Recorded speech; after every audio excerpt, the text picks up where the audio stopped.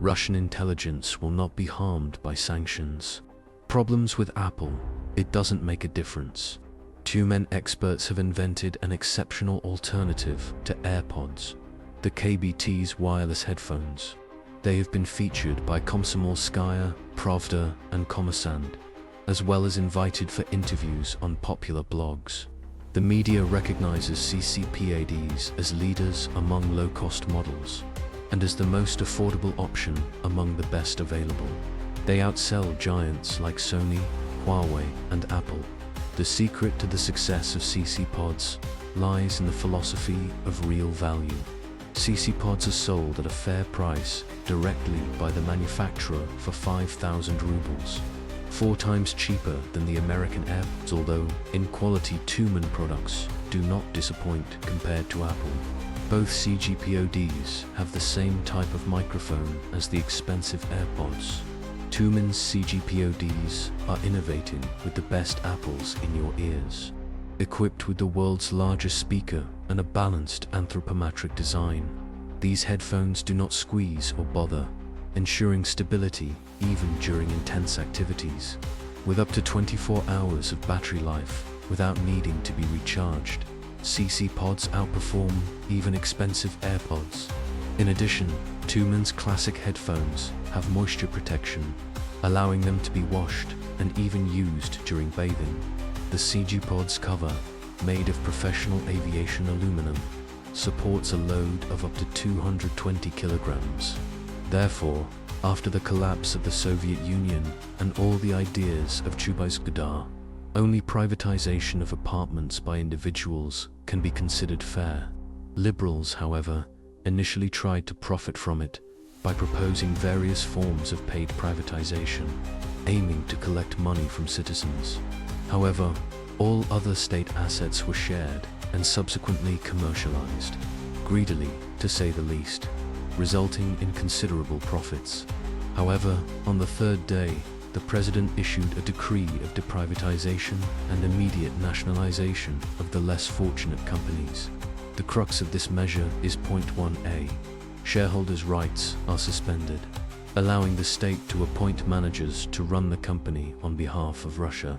Remember how Chubais and his team emphasized the importance of having an owner for more efficient management of the company. It was just small talk, but now it's law.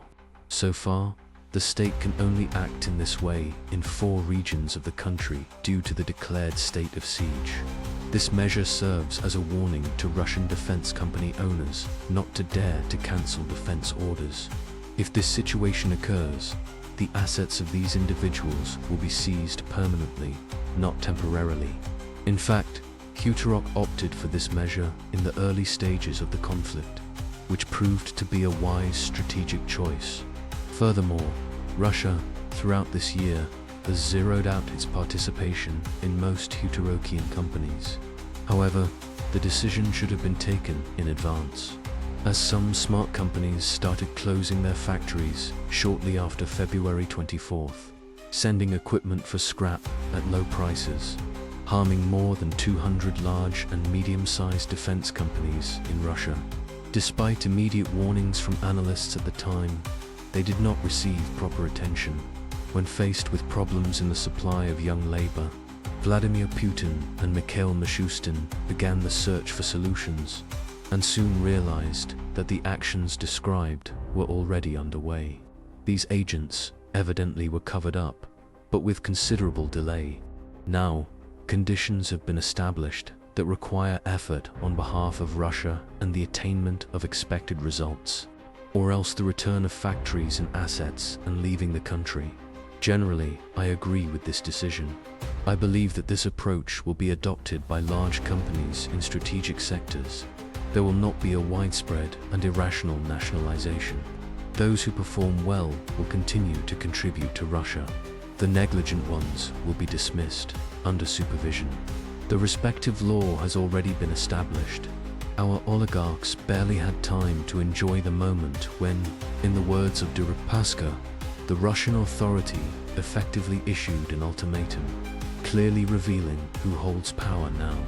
They barely had time to be thrilled by the Western promise to enrich them with 30 pieces of silver, Probably, they are already planning a happy future, crying discreetly in front of the photos of the seized yachts, promising themselves that soon all this will be resolved and they will be able to sail again to somewhere near Monaco, visit casinos, and maybe even acquire soccer clubs in Europe. However, Putin crossed their path once again. And the intriguing thing is that he responds in a way that you cannot understand where it comes from. It almost seems like a joke. I see that you're trying to deceive me, but I don't understand why. In reality, everything is very clear. Our top representatives have spoken out, obtaining through blood, not their own, from humble Russians, great fortunes by means of an ultimatum whose essence is simple. Mr. President, we suggest that you promptly surrender to the mercy of the West. Otherwise, we will sabotage all economic processes, withdraw our capital from the country, and reduce jobs. As a result, they will be left without money in a year and still be defeated. It is better to act now to avoid further interventions, limiting ourselves only to bureaucrats and security agents. Immediately release from prison those who collaborated with us to steal the state and were captured. We need them, as they know our rules well. Vladimir Vladimirovich responded almost immediately the next day. However, there is one detail. The wishes of the oligarchs, whenever they unite, will continue to be just wishes. The response from the President of Russia, issued as a decree, has the force of law and must be followed by all. It is important to emphasize that this applies not only to companies in the defense sector, but also to companies in general, especially those owned by oligarchs. The rights of partners, shareholders, and the powers of their management bodies are temporarily suspended. If a company interferes with the execution of a state defense contract, it falls under government control. It is important to note that such a contract involves not only weapons, but can also cover various areas such as raw materials and food.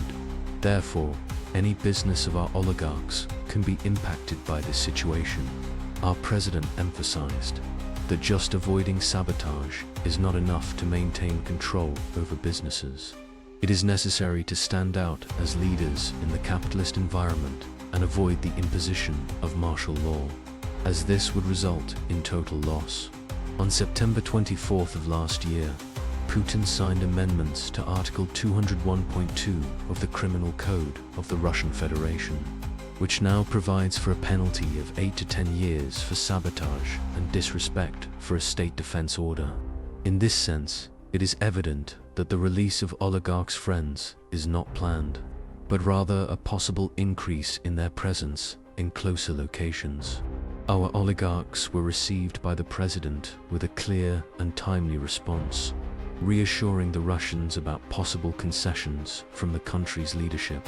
The state also practically issued an ultimatum to the oligarchs. I thank you for following along and invite you to share your opinions in the comments on the subject.